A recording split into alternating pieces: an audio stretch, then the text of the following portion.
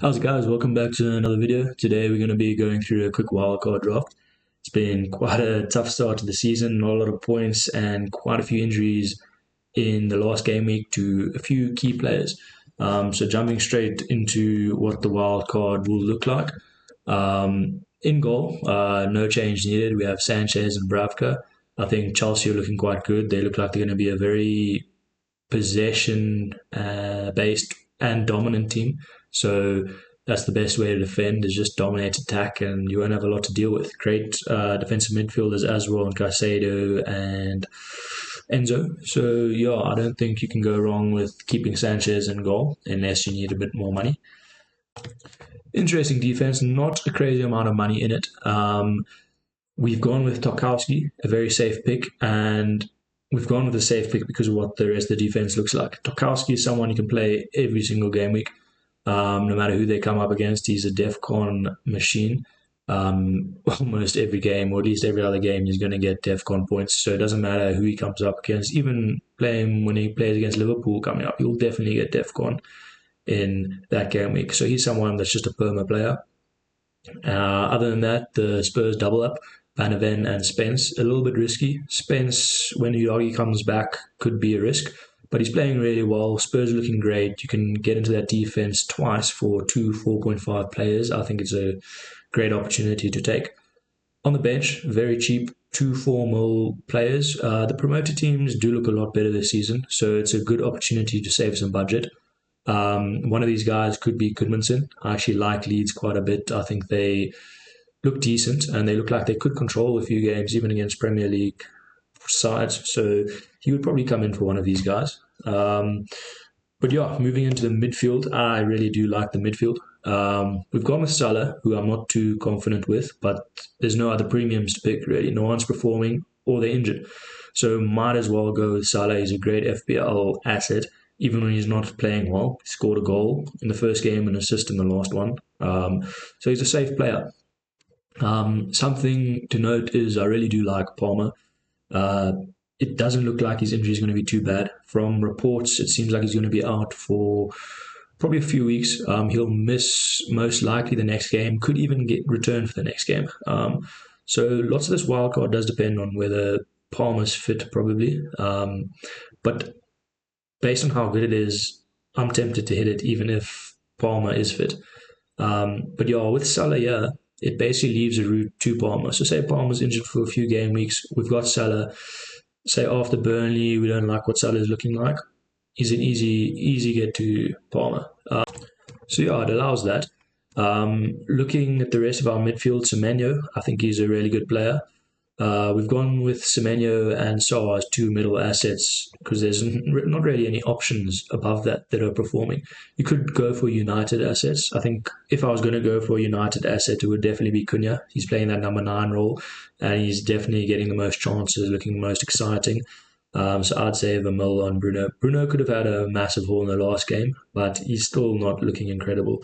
He's playing quite deep. He is on penalties and will get DC a lot, but rather just go with Cunha. It's a bit more exciting. So Semenyo, I think he's a solid pick. He's in great form. He's looking even better than last season. So having him there, I think he's a very safe player who will get you constant returns. Saar, I really back in the next few game weeks. I think Villa is the perfect game for him. There's going to be a lot of transition play, a lot of counter-attacking opportunities, and that's what Saar thrives on. You saw him score against Liverpool in the Community Shield. And that's what this Villa game is going to be like, hopefully, if Villa actually start attacking a bit. After that, there's two great fixtures for Saar. I think he's definitely got Sunderland, and I think it might be Burnley after that. But yeah, he's a great asset to own. Rangers, I really like him. He's, in my opinion, the best 5.5. You could go for Anderson, but I like Rangers. I think he's nailed on in that City side. He's the best midfielder in their team by far. So even when Champions League comes around, I don't really see Pep rotating him. I think he has to start him week in, week out. I think he's going to be that kind of player. And if you have a 5.5 City midfielder starting every week, you have to go there. I think he's going to be not just Gundogan. I think he's going to be a better FPL asset than Gundogan for 5.5. The cheapest we got Gundogan in back in the day was about 7.5. So it really is a steal.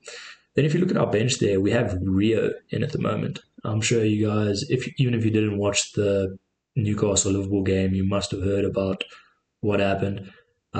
This guy came off the bench straight away, was just taking defenders on, running one on one with the guys, doesn't lack confidence at all, and took his goal so well. He was very composed. So I definitely see him getting some more game time. I don't see him starting. But if you have a Liverpool winger playing 20 minutes at the end of every game for 4.5 mil and he's your eighth attacker, why not take that? I think he's better than the other assets at that price. The only other guy I could go for was King, and I think he's about to lose his place to Smith Rowe. The Fulham fans and staff and coaches really rate King. But you have Smith Rowe there. They could play Smith Rowe at wing and maybe King through the middle, but Smith Rowe came on for King on the set in about the 71st minute, and he played really well. Scored the equaliser against United.